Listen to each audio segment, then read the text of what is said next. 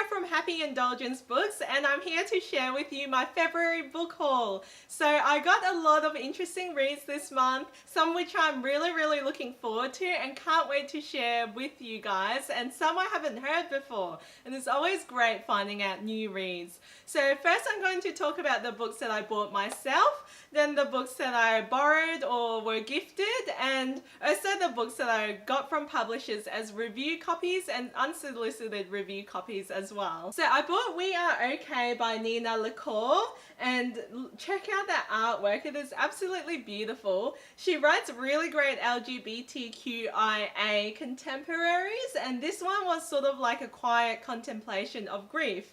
I have reviewed this on my blog. I've just finished reading it. I gave it 3 stars. I really enjoyed it while reading it, but it didn't really feel memorable to me. It did have a great exploration of a relationship between 2 girls and between a girl and her grandfather and the grief coming from that, and it felt like a sort of quiet, nice, emotional read. I got How to Think Like Sherlock by Daniel Smith, and this is quite a fun book with a lot of tips and a lot of like puzzles and things like that, and this was part of the January Fairy Loot, and yeah, it was a bit of a bonus to that box. I know heaps of people are super excited about A Conjuring of Light by V.E. Schwab.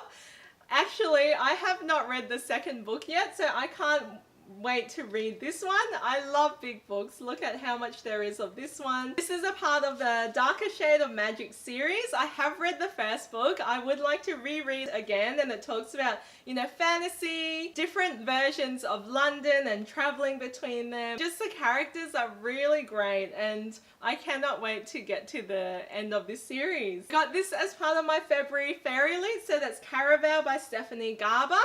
This is sort of like a mysterious, haunting circus read where you don't know whether the magic that is happening is real or imagined, and they're playing this mysterious and dangerous game where you can't trust people's identities. So this is a UK hardback, and it's a beautiful edition. Under the cover there are 4 different designs, and I got the little rose that came with it, and I'm super stoked with it. I have reviewed Caraval on Goodreads. My co-blogger Isla reviewed Caraval on happyindulgencebooks.com, and we both loved it. So go check it out, guys. I'll leave you guys to the links down below. I also bought this hardcover leather-bound edition of Beauty and the Beast. It's still shrink wrapped because I thought it'd be fun to unwrap it on camera. So give me a second. Yay! So you guys can share my excitement with opening up this beautiful book. I actually got this one from my local Big W, which is an Australian discount store, and gosh, I'm so stoked. Like, it is just so beautiful. Oh, and it's all indented, and gosh, it is so beautiful.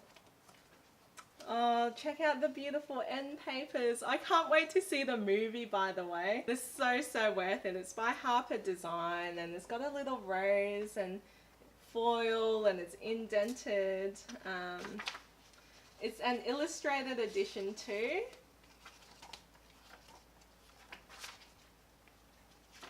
My gosh, and there's lots of little bits to it actually.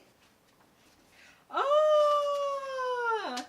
It's the map of the Beauty and the Beast city. It's so pretty. And that's a little castle, and my gosh.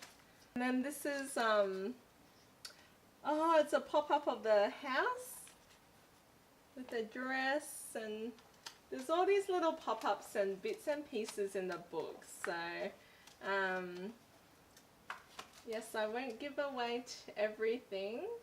But oh my gosh, it is so worth owning, guys. If you if you love Beauty and the Beast, like, this is seriously, you need to own this. It's illustrated by Mina Lima.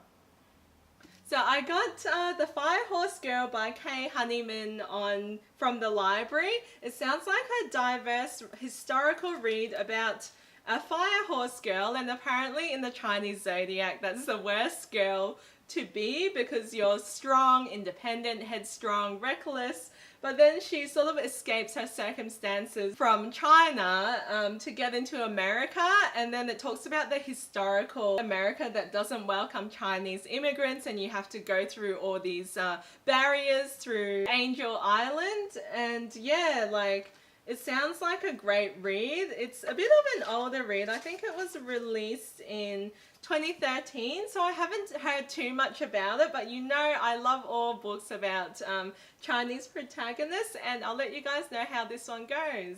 How beautiful this is! It's Starfall, which is the second book to Starflight, and this is by Melissa Landers, and I have not read the first book, but my co-blogger Isla sent this to me for my birthday.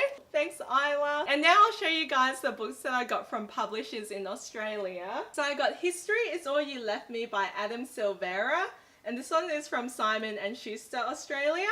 I loved More Happy Than Not, which I gave, I think, 4.5 stars to. I've been really looking forward to this book. It's about a guy with a relationship with another guy, but he also has OCD. I know there's an unreliable narrative as well, like the first book. There's like perspectives that jump from everywhere, but that makes the book interesting. So yeah, I can't wait to read this one. The next book I got is Nowhere Near You by Leah Thomas, and this is from Bloomsbury. I think it's the sequel to I'll Meet You There, and I'll Meet You There were about two best friends who were pen pals, but then each of them have afflictions that prevent them from leaving the house. So this looks like the sequel, and I can't wait to read this one. I got Windfall by Jennifer E. Smith, and this is the ARC edition. This is from Pan Macmillan, Australia. It is a contemporary read about a girl who buys her best friend a lottery ticket, and then he wins 140 million, and all the after effects of having that happen. So I haven't read a book about that before, so I can't wait to read it. From Hatchat, Australia, I got 7 Days of You by Cecilia Vanness. Sounds like a bit of a contemporary read that's a bit younger. It's about Sophia who ping-pongs between different countries and schools. So she's spending the last 7 days in Tokyo. It seems like it'll be another short time frame read. I know I haven't had good luck with that lately, but yeah, I like how it's set in a different country too. From Pan Macmillan, Australia, I got What Girls Are Made Of by Ilana K. Arnold. And this sounds like a super creepy read. I do not know if I can read this book because like it sounds totally up my alley because I love that creepy psychological thrillers, but it sounds like Nina Fey is a pretty dark and messed up girl who tries and figure out how to manipulate the guy, which is the part that I do like the sound of.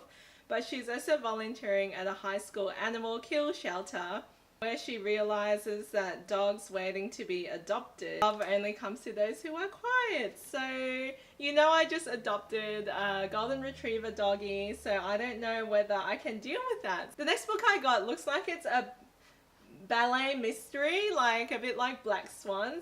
So it's Point Claw by Amber J. Keyser, and this is from Pan Macmillan, Australia as well. So basically Jessie is dancing in the elite ballet program. There's also Dawn who wakes up in a strange place and the doctors don't know what to do with her.